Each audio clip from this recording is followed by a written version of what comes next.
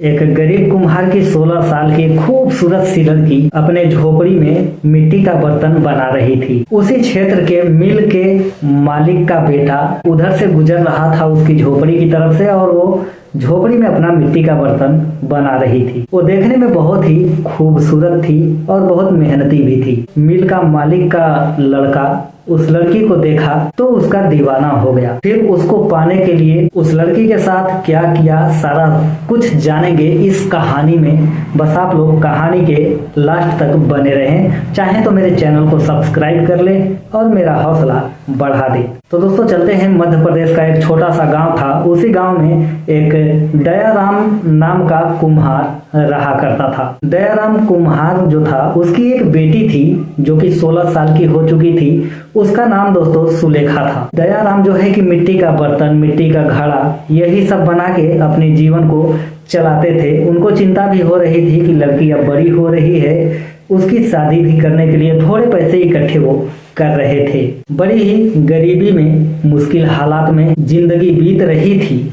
लेकिन भाई वो कहते हैं कि भगवान ने किसके नसीब में क्या लिख के रखा है कोई नहीं जानता। तो दोस्तों इसी तरह से दिन बीत रहे थे, समय बीत रहा था। गरीबी दयाराम को परेशान कर रही थी। ऊपर से बेटी का शादी का भी टेंशन उनके दिमाग में चल रहा था कि आखिर मैं अपनी बेटी का शादी कैसे करूंगा। एक बार ऐसा हुआ कि उसी क्षेत्र के, उसी गांव के क्षेत्र का एक मिल था। उनके मालिक का नाम था धनराज और उनका एक बेटा था जिनका नाम था आकाश। और वो दोस्तों आजाद था बिल्कुल, और घूमता फिरता दोस्तों के साथ टाइम पास करता। उसको किसी चीज की कमी नहीं थी। वो एक दिन जा रहा था ऐसे ही दोस्तों के साथ घूमते फिरते जा रहा था, तो दयाराम की जो झोपड़ी थी एक सड़क के किनारे ही थी। उधर पे ही वो मिट्टी का बर्तन बनाते थे अपनी टूटी फूटी झोपड़ी में, और रोड के किनारे लगा के बेचा करते थे। एक दिन जब आकाश उनकी झोपड़ी के पास पहुंचा तो दयाराम बर्तन नहीं बना रहे थे, वो कहीं गए थे काम से बाहर। तो उनकी जो बेटी थी सुलेखा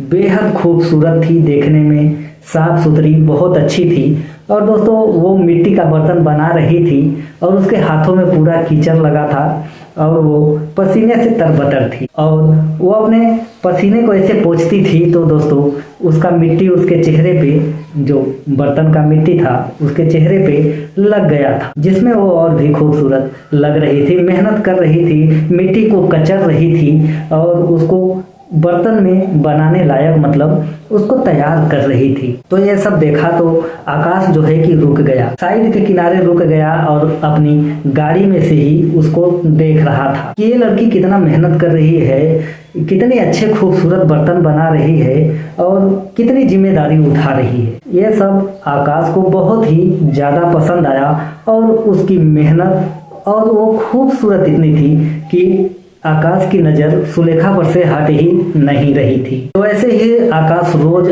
आता, उसी सड़क के किनारे अपनी गाड़ी को खड़ा करता और गाड़ी में से सुलेखा को देखा करता। तो ऐसे ही कुछ दिन बीते तो आकाश ने सोचा कि चलता हूँ इस लड़की से थोड़ा बात करता हूँ, देखता हूँ कि क्या कहती है। तो आकाश एक दिन गया मटका खरीदने के बहाने, उसके पास गया। सुलेखा ही मतलब दुकान देखा करती थी ज्यादातर, उसके पिताजी चले जाते थे कहीं दूसरे काम में, तो वही अपना बर्तन का बेचने का, बनाने का मतलब जिम्मेदारी संभालती थी। आकाश गया, वो बोला कि गर्मी का दिन चल रहा है, मुझे एक मटका दे दो पानी पीने के लिए, अपने घर ले जाऊंगा, मटके में पानी रखूंगा तो पीऊंगा। तो सुलेखा ने उसको एक खूबसूरत सा मटका अपने हाथों से बनाया हुआ दिया। तो आकाश ने उस मटके के 40 रुपए दिए, 40 रुपए का मटका था, और लेके अपनी गाड़ी में मटका को आया और सोचा कि 40 रुपए में इतना मेहनत का ये बर्तन बनाई है, 40 रुपए में दे रही है, कितनी मेहनती लड़की है। दोस्तों वो लेके गया घर पे,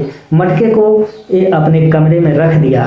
फिर दूसरे दिन आया, फिर बोला कि अरे मेरा मटका जो कल मैंने लेके गया था वो जो है कि टूट गया, मुझे एक नया मटका दे दो। तो सुलेखा ने उसको फिर से मटका दिया और उसने उस मटके का पैसा सुलेखा को दिया और लेके आया, उसको भी अपने घर में अपने रूम में रख दिया। ऐसे ही 3-4 दिनों तक लगातार हो गया। तो सुलेखा समझ गई कि ये मटका इतनी जल्दी तो टूटेगा नहीं, लेकिन ये बार बार मेरे घर पे क्यों आता है। आकाश भी अच्छे परिवार से था, तो वो भी काफी अच्छा था, हैंडसम था, खूबसूरत था। एक बार फिर से जब आकाश सुलेखा के पास गया तो सुलेखा बोली कि अरे साहब, जो है कि आप रोज मटका लेके जाते हैं, मटके का करते क्या है, कितनी जल्दी जल्दी आपका मटका टूटता है। तो आकाश को मौका मिला, उसने सोचा कि आज मैं अपने दिल की बात इसको कह ही देता हूँ। तो आकाश ने बोला कि देखो, मैं मटका लेने नहीं आता, मैं आपको तो देखने आता हूँ, थोड़ी सी उसी बहाने आपसे बात करने आता हूँ। सुलेखा बोली कि ऐसा क्यों करते हो। आकाश के दिमाग में आया कि यही सही समय है,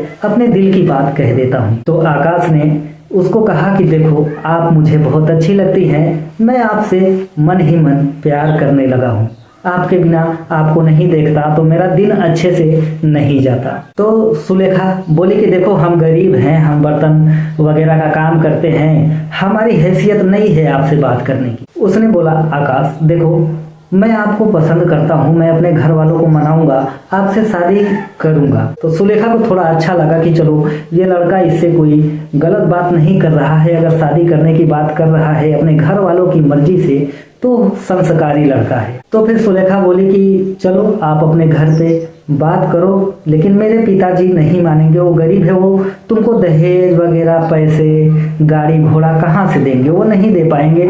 आपके पिताजी, आपकी माँ जी नहीं इस शादी के लिए मंजूर करेंगी। तो आकाश बोला कि चलो, आप टेंशन मत लो, मैं कुछ करता हूँ। तो ऐसे ही कुछ दिन बीते, आकाश का रोज आना जाना लगा रहा। और एक दिन दयाराम जो थे, सुलेखा के पिताजी, उन्होंने देख लिया, एक दिन देख लिया कि ये बात कर रही है, ये लड़का कौन है। तो फिर वो उन पे ध्यान रखने लगी। जब ध्यान रखने लगे तब आकाश तो रोज ही आता था। तो एक बार दयाराम अपनी बेटी सुलेखा से पूछे कि बेटी, ये क्या है, कौन लड़का है, क्यों रोज यहाँ आता है, वो इतनी बड़ी गाड़ी में आता है, आखिर है कौन। तो वो बोली कि देखो, वो जो हमारे बगल वाले गांव में मिल है, जो उस मिल के जो मालिक है, उन्हीं का ये लड़का है, और ये आके मुझसे ऐसी ऐसी बातें कर रहा था। सुलेखा ने अपने पिता को बता दिया। सुलेखा के पिताजी जो दयाराम थे, वो बोले कि देखो बेटा, ये दुनिया हम जैसे लोगों का बस इस्तेमाल करती है, वो लड़का तुम्हारा सिर्फ इस्तेमाल करेगा, तुम्हें अपनाएगा नहीं। सुलेखा बोली कि पिताजी, मैं कुछ नहीं कर रही हूँ ऐसा गलत काम, वो बोला है कि अपने माँ बाप को मनाएगा तब मेरे से शादी करेगा। तो दयाराम डर गए, बोले कि वो देखो, बड़े लोग हैं, वो लोग हमें बेइज्जती के डर से हमें मरवा के, जान से मरवा देंगे और खपा देंगे, कहीं हमारा पता भी नहीं चलेगा। सुलेखा भी डर गई। तो एक बार ऐसे ही दूसरे दिन आकाश आया तो सुलेखा रो रो के अपनी हाले दिल बयान करने लगी। बोली कि देखो, मेरे पिताजी ऐसे ऐसे बोल रहे थे कि हम लोग गरीब हैं, आप लोग अमीर हो, हमें अगर जान से मरवा दोगे, आपके पिताजी गुंडे लगा के मरवा देंगे, तो हम क्या करेंगे। तो ये सब जब आकाश सुना तो वो बोला कि चलो, मैं अब तभी आऊंगा जब अपने माँ बाप से तुम्हारे बारे में बात कर लूंगा। आकाश सुलेखा को बहुत ही दिल से पसंद करता था, उसे बहुत ही बेइंतहा मोहब्बत करता था। वो अपने घर गया और वो बहुत ही मतलब उदास उदास रहने लगा सुलेखा की ये सब बातें सुन के। तो उसके पिताजी देखे कि मेरे बेटों को क्या हो गया है, इतना हंसता खेलता था, घूमता फिरता है, लेकिन अब दिन भर जो है कि घर में ही रहता है, किसी से बात नहीं करता, आखिर बात क्या है। तो धनराज जो थे आकाश के पिता, वो गए आकाश के पास और बोले कि बेटा, आखिर क्या बात है। तो आकाश ने पूरी कहानी उनको बता दी कि देखो, एक कुम्हार की लड़की है जो मुझे बहुत पसंद आ गई है, मैं उससे चाहने लगा हूँ, मुझे उससे प्यार हो गया है, उसके बिना अब कुछ भी अच्छा नहीं लगता। और सुलेखा जो थी वो पढ़ी लिखी थी, उसने पढ़ाई करी थी कि कैसी दुनिया है, क्या है, वो सारा सिस्टम समझती थी। तो आकाश ने कहा अपने पिता से कि देखो, ऐसी लड़की है, गरीब की लड़की है, वो जो बगल वाले गाँव में कुम्हार हैं दयाराम, उनकी लड़की है, और मैं उससे बहुत ज्यादा प्यार करता हूँ, उसके बिना मैं नहीं जी पाऊंगा। तो ये सब देख के सुन के जो धनराज जो कंपनी के मालिक थे, मिल के मालिक थे, उन्होंने कहा कि देखो, अगर ऐसी बात है तो मैं चलता हूँ,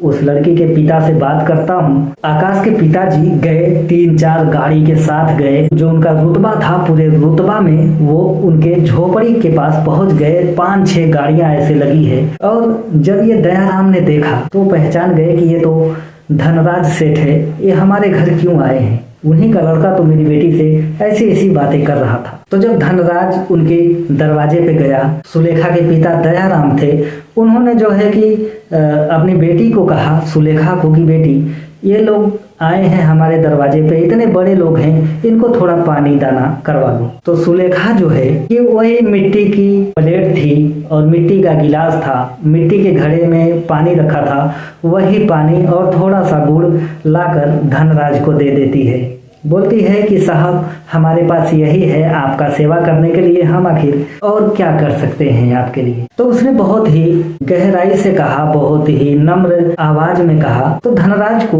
उसकी ये आदत बहुत पसंद आई कि लड़की तो संस्कारी है, जो भी है कुछ छुपा नहीं रही है, शर्मा नहीं रही है, जो भी इसकी स्थिति है वो बयां कर रही है। तो फिर उसके बाद धनराज सेठ ने कहा कि बेटा तुम करती क्या हो? तो उसने कहा कि मेरे पिताजी का ये मिट्टी का बर्तन का काम है, यही मैं करती हूँ, बर्तन बनाती हूँ और बेचती हूँ, इसी से मेरा घर चलता है। तो धनराज उसकी टूटी हुई खाट पे बैठे थे झोपड़ी में, पेड़ पौधे लगे थे, ठंडी ठंडी हवा चल रही थी, मटके का पानी और गुड़ खाकर उनको एकदम मजा आ गया। तो उसने कहा, धनराज ने कहा कि देखो बेटा, मेरा जो बेटा है उसे तुम जानती ही हो, आकाश तुम्हारे बारे में ऐसे ऐसे बोल रहा था, तो तुमसे शादी करना चाहता है, तो मैं उसकी शादी तुमसे करवाऊंगा। इतना धनराज ने कहा ही था कि दयाराम जो थे सुलेखा के पिता, उन्होंने कहा कि अरे साहब हम गरीब लोग हैं, हम आपको दहेज कहाँ से देंगे, हम जो है कि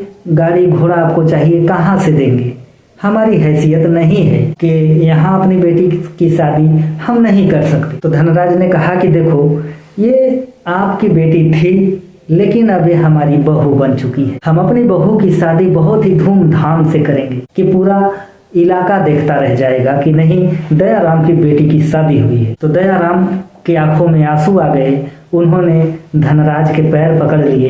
तो धनराज बोले कि आप मेरे समधी हो, पैर मत पकड़ो, जो है कि हम दोनों मिलकर इन लोगों की शादी अच्छे से कराएंगे। वो समय भी आता है जब इन दोनों की शादी की बात फिक्स हो जाती है और शादी का समय आता है।